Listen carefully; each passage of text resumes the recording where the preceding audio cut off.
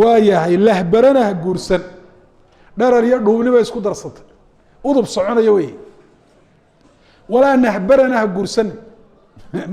nahbaraduna gaabni iyo foolxuba isku darsatay kulanti wacan wanaagsan daawadayaal meel kasta aad joogtaan halkan waa ka bulshada maanta waxaan rabnaa inaan ka hadalno qodob ku saabsan nin lagu magacaabo Barbaraabi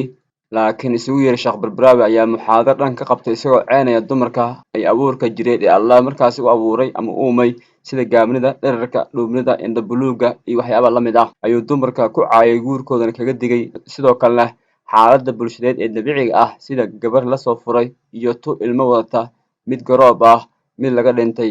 iyo mid garoob oo siiba mid wiilka wadata ayuu aad ugu digay iyagana uu caayay guurkoodana aad ayuu ugu digay isagoo ku taliyay in laga fogaado lahbara weeye ha nahbara waa alcajuus almudbira weeye waa islaan daba jeedisay islaan dhuran badanna way dhahdaan habarnima iyo hadal badnaan bay isku darsatay ta afraad waa haydaraha guursano waa ta gaabni iyo foolxumo isku darsatay ta shanaadna waa lafuutan meel bay ku maqanta oo qalbigeedu ku jeedaayo waa daat lwalad min gayrika caruur nin kale ay u dhashay bay wadataa waxbay jiidanaysaa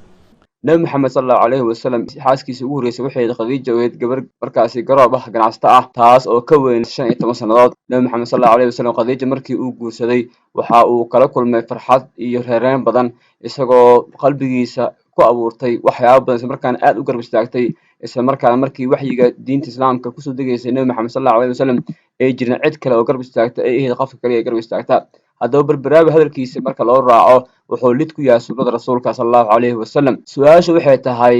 waxaas miyay tahay qof aqli leh akhlaaq leh diin leh oo ummad la hor yimaado jaahilnimo ka weyn ma jirtaa in hadal tiro badan iyo tiroog sida u foolxun oo niman markaasi hore oo carbeed jireen ay soo shubeen oo anshaxa dadnimada ka baxsan in aan diin markaasi loogu dhigo dadka bulshada isla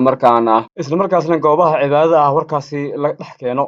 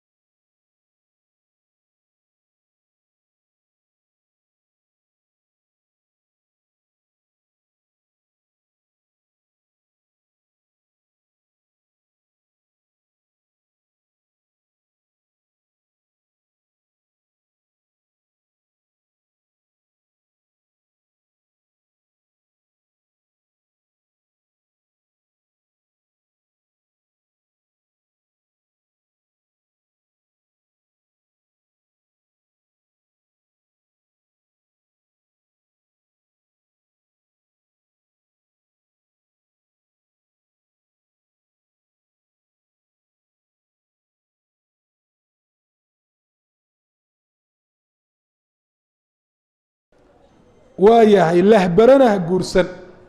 dharar iyo dhuubniba isku darsatay udub soconaya wey walaa nahbarana ha guursan nahbaraduna gaabni iyo foolxuba isku darsatay